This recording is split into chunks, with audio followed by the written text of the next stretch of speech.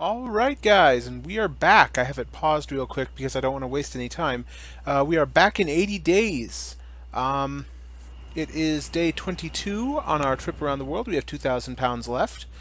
And we are in Karimskaya, over in the eastern half of Russia. The Russian Empire, as it is in 1874 or whenever this was. But, um,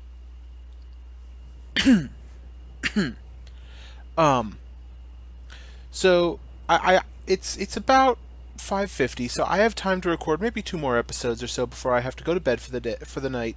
So let's get started. All right. Let's depart. We're just gonna go. Okay, so we're not gonna take that route. We are going to go to Beijing. Okay, good.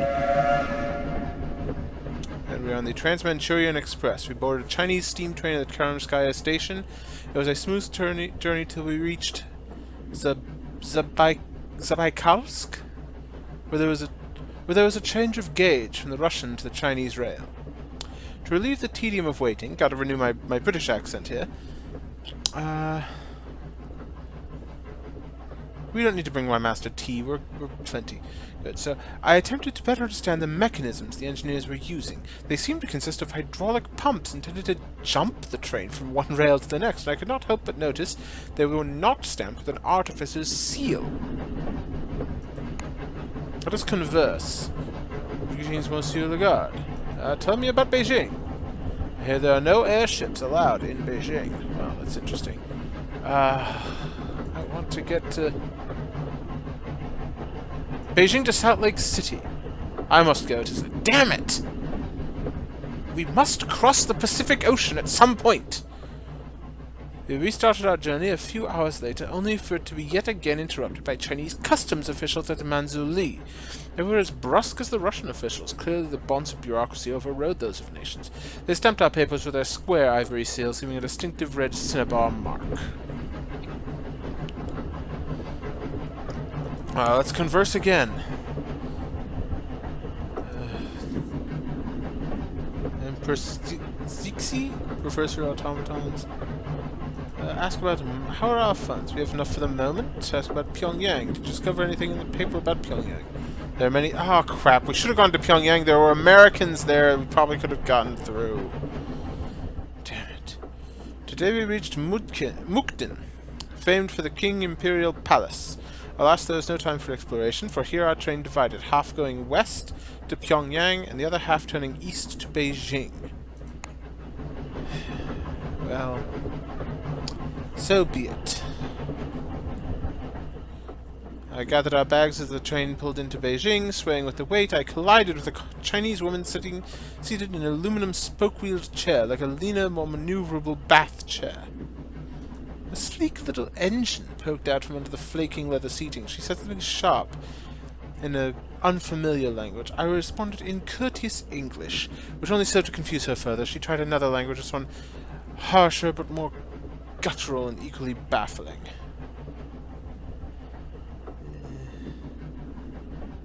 She said what sounded like Ruski? I searched for a Russian word.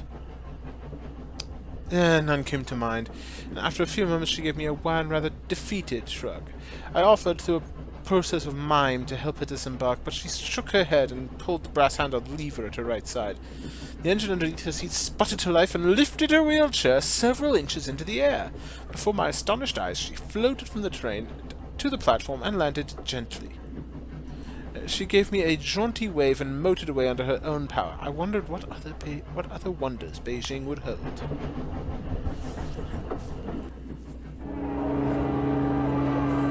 Ah!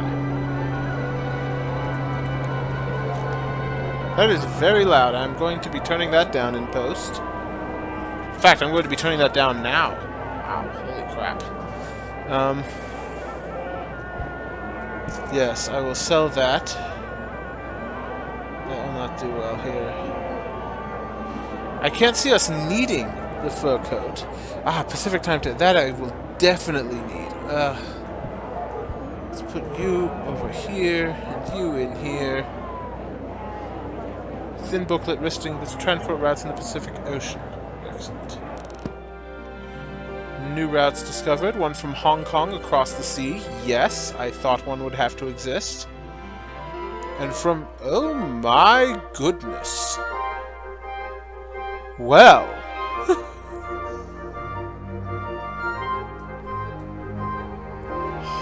Holy crap, guys. One from Vladivostok. See, if only we could have found our way into Vladivostok, we could have got to Yokohama much quicker. Let us bank. We regarded the bank as we entered. It was a palace of stone and shimmering marble floors with beautiful windows, flowers, and plants. We will take £1,000 tomorrow. I will have to communicate with London first, of course. I should have a reply tomorrow. It seems, Monsieur Fogg remarked as we left, we have some time to dispose of. Return to the bank tomorrow to collect our funds. Very well, then. We must explore. We must find a way out of the city. Urga. I don't care about Urga. We're not going to... oh, good. Here we go. Here we go, indeed. I do not... There were no airships sailing across the Beijing sky, nor any evidence of electrification, though the Chinese did not shun all technology. Palanquins were drawn by intricately worked and gilded iron lions as often as human servants, and I saw animated metal and jade dragons perched on the gables of imperial buildings, breathing curls of steam vapor and flapping their enamel feather wings. Fortunately, I was lucky enough to catch a little of the people as well. On the walk across the city, we passed a pair of opium addicts who were slumped in an alley, faces blankly blissful despite the emaciation of their limbs. I saw the poison and rot at the heart of Beijing and wondered how long even such a grand structure could endure it. Alright, let's plan. We cannot go to Vladivostok because Vladivostok is closed to all. We don't have another way... well, we can get to Hong Kong. Yes. Okay, we can get to Hong Kong, and from Hong Kong we can undoubtedly get across the Pacific. Alright, so let us hotel. Pass the night in Beijing. As night fell... this will probably get me hearts that I don't need. I spent a few hours walking around and entered into a discussion with a nervous Siamese youth who had lost a monocle, which I helped to recover, and who then informed me that some buyers will pay well for Ushanka hats from Manila. I assured him we were unlikely to head that way, at which he smiled. I said something like that once, and now here I am.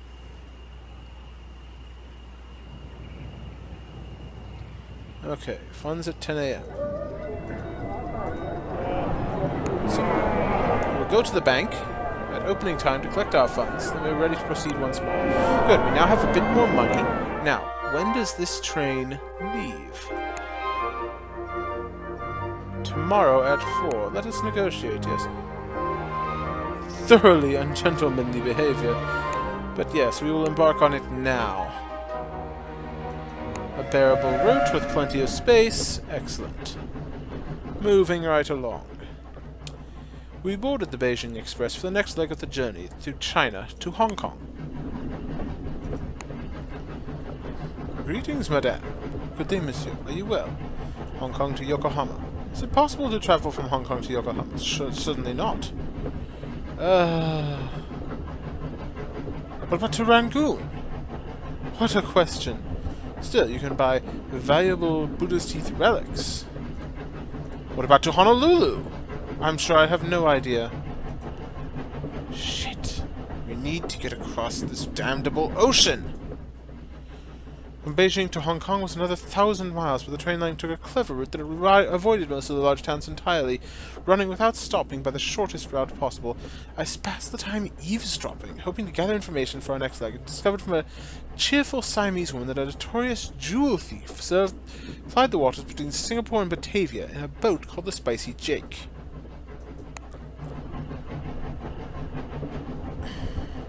I need to get... Greetings, Monsieur Lagarde. Hong Kong to Yokohama. Look. I don't think you rightly understand, sir.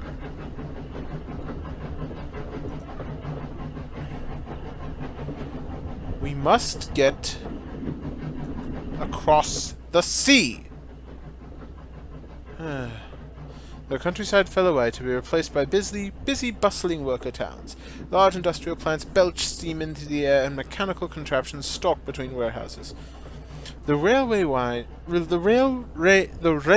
line lifted, then dived underground, and finally pulled to a halt in Hong Kong's main station. Look, I just want to get across the ocean. Yes, I'm sure I could, actually. Oh, a rifle. I will sell this, buy the rifle, which could prove quite useful in America. Valuable in Beijing, Yokohama, and Batavia. Safety harness. That actually might be quite useful. Let's sell the Ushanka hat. Fur-lined boots. Buy the safety harness. Sea dogs, you see. I'll just sell this and buy this.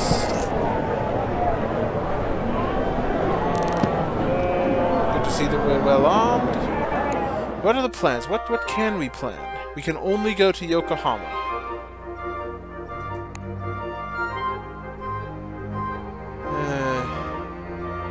3 days. We'd have to negotiate to make it any better.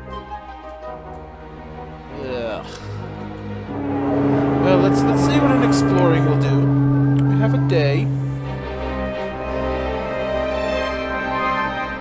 New routes discovered, but not one that goes anywhere else. I was looking over a bolt of bright red Chinese silk when a man accosted me. This man had a mustache so fine, so luxuriant, so well-tended that I briefly lost the power of speech. I watched, mesmerized, as it quivered with every word of his introduction. It seemed his name was Fix. He offered me a drink, and given that I had a few hours to spare, I could not, in good conscience, refuse.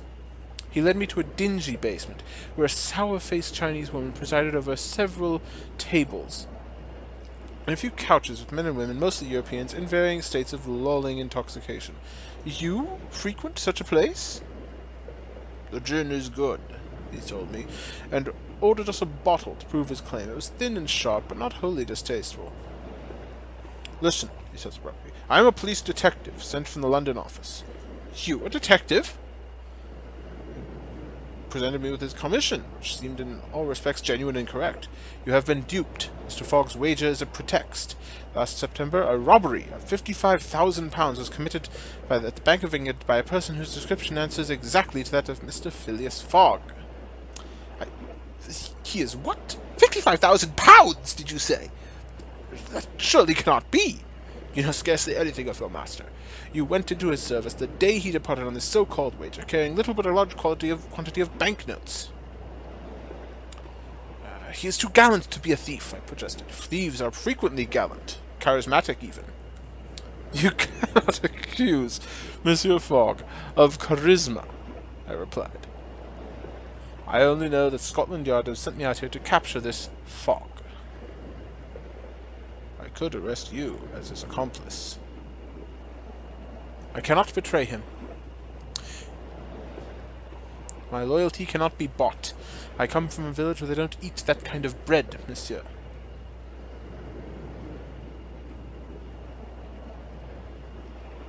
Shit. I think I'm in a bad place here, guys.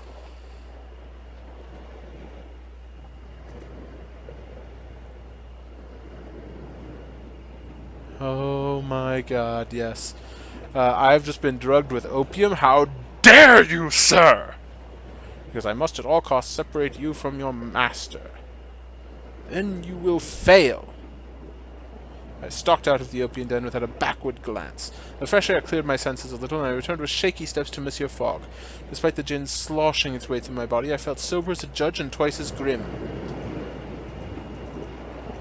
Alright, we are not going to a hotel. We are going to get to Yokohama as quickly as fucking possible.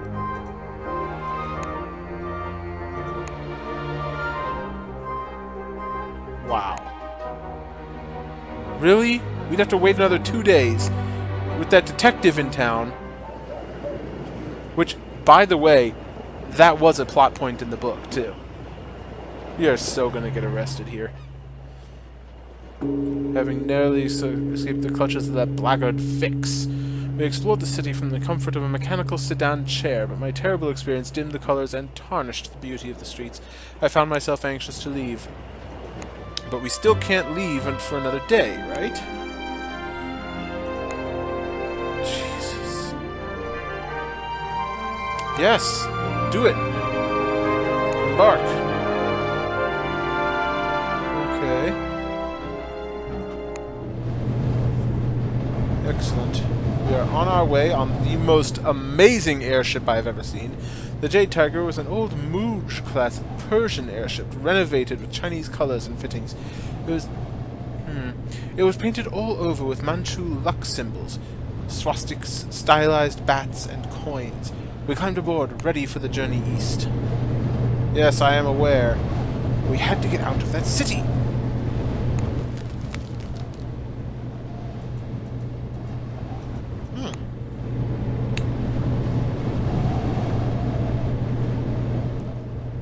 Captain Su wore a traditional Manchu pow in blue cotton, bone hairpins in her fan-shaped hair, and a jade thumb ring.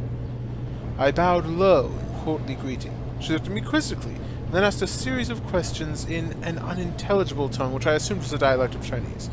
An English-speaking crew member was summoned, her tool belt hung with rope, bolt cutters, and climbing equipment. The captain says she expected you to speak Cantonese, because you were in Hong Kong. I speak several languages, I retorted. It just so happens that Cantonese is not one of them.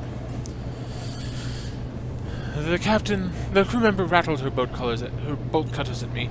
The captain speaks Cantonese, Mandarin, 3 dialects of Manchu, Russian, and Arabic. Are any of these known to you?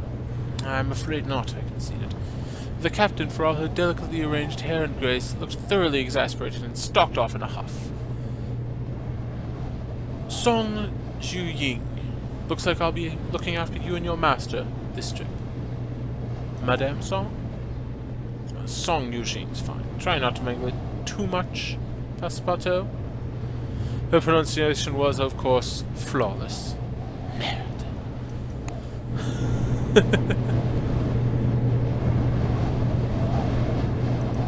What does the news say? Copenhagen bomb threats? We're not interested in Copenhagen. We are far from Copenhagen. We're on the other side of the world. Monsieur Fogg took exception to the moth-eaten red silk drapings which adorned our cabin and asked me to take them down for the duration of the voyage. Is it the color that distresses you? Does it matter? They are quite beautiful, if a little worn. Sliding my palm across the soft fabric. Song Zhu-Ying looked terribly surprised when she came to fetch us for dinner and saw the bare-walled room. My master has very particular tastes. Well, how nice of him to have the luxury of taste, was her only remark, but I felt it sting keenly.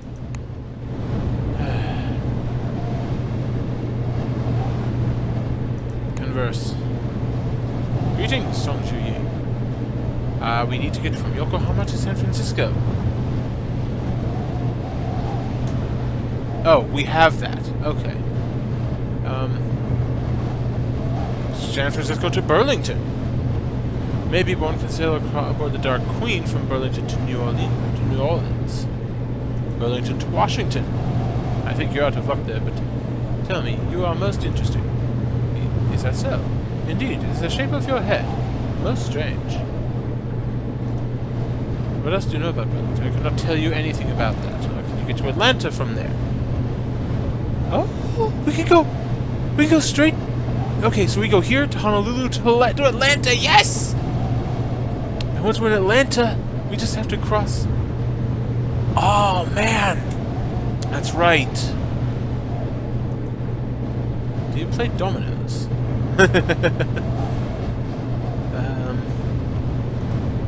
Yokohama. Traveling circus Yokohama to Honolulu. We pick up revolvers in Honolulu. Extremely valuable in New Orleans. Why? Is Katrina hit already? Sorry, too soon.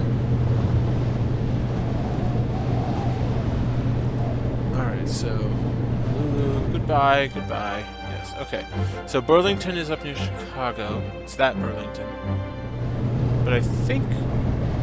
Didn't it say you could get to Atlanta from Honolulu? We dined in the captain's quarters, accompanied by Song Ju Ying.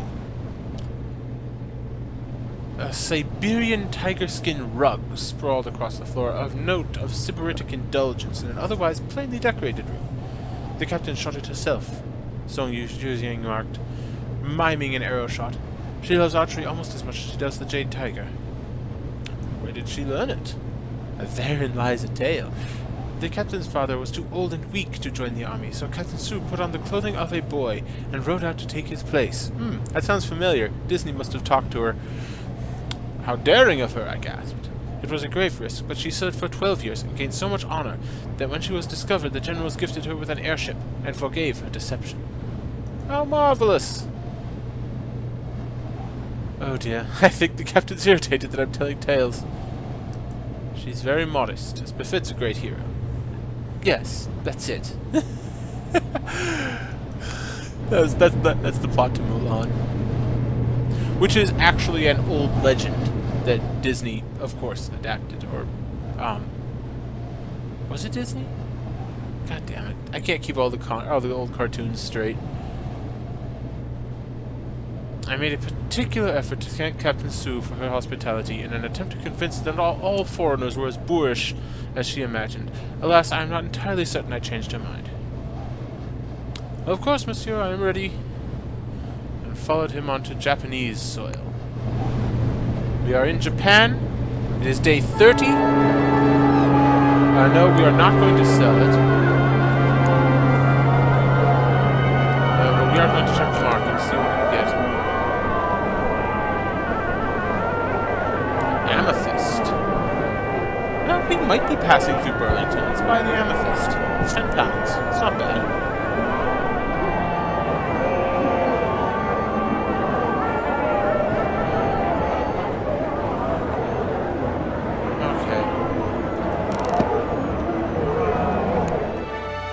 Ooh. No. I do not want to go to Manila. I want to go... Honolulu.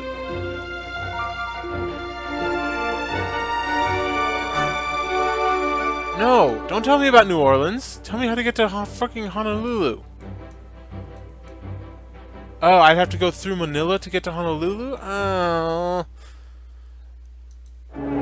I find it hard to believe there isn't a way to get from Yokohama to Honolulu.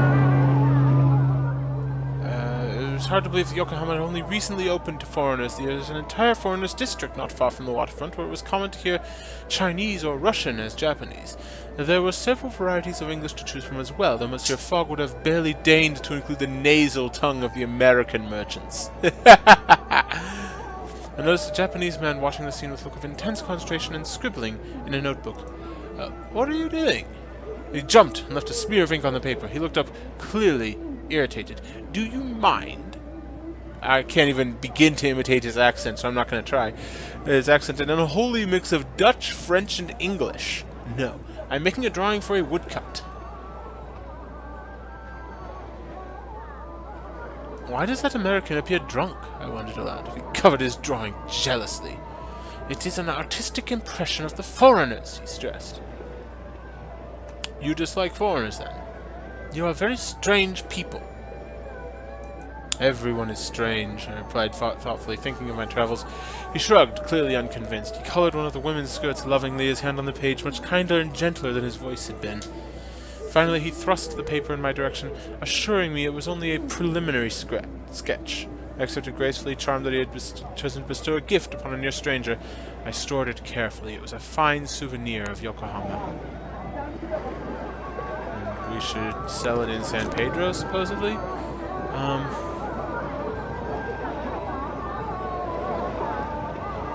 We're still gonna need that timetable, I'm sure.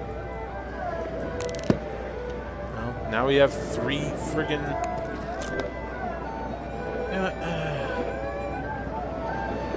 But that's worth so much in San Francisco, we might actually get to San Francisco. Damn it.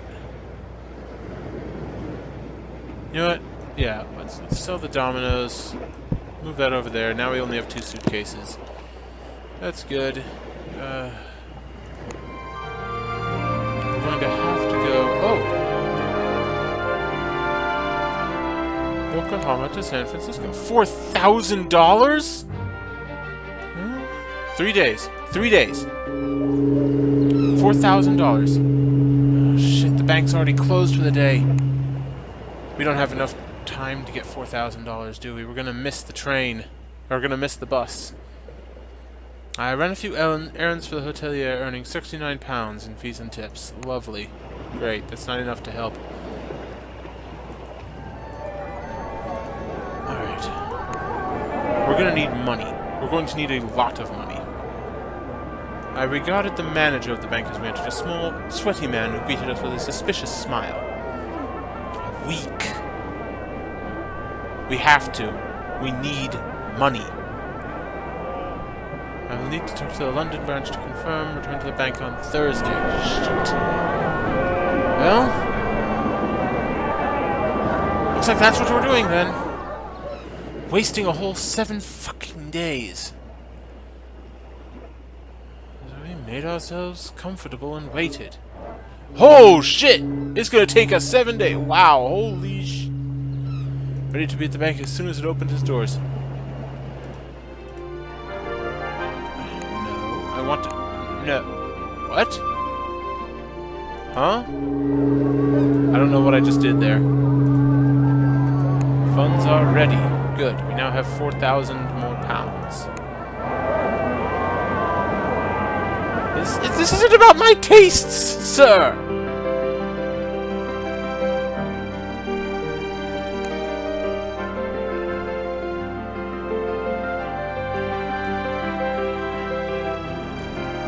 Okay, so these are the people who... I guess that there was something that... I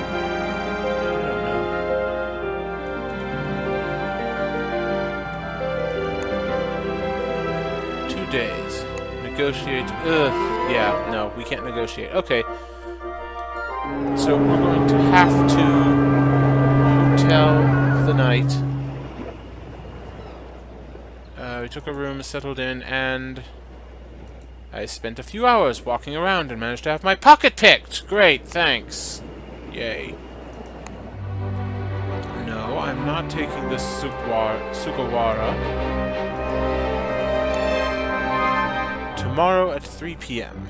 Can we adjust it yet? No.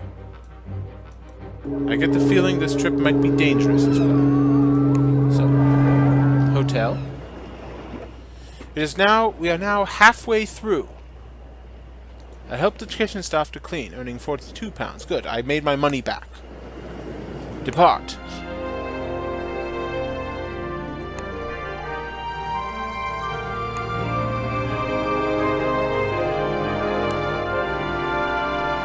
Okay. Here we go.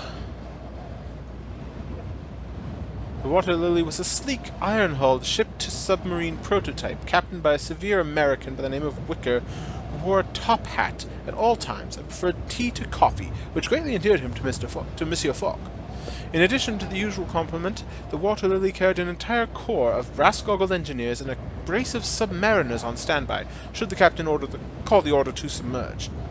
The rumor was that she was a Confederate vessel sold off to a private concern in the later, more desperate stages of the Civil War, but I saw no traces of a dark past aboard.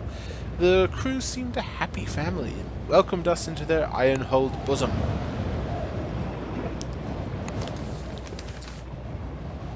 Austro-Hungary, readying for war.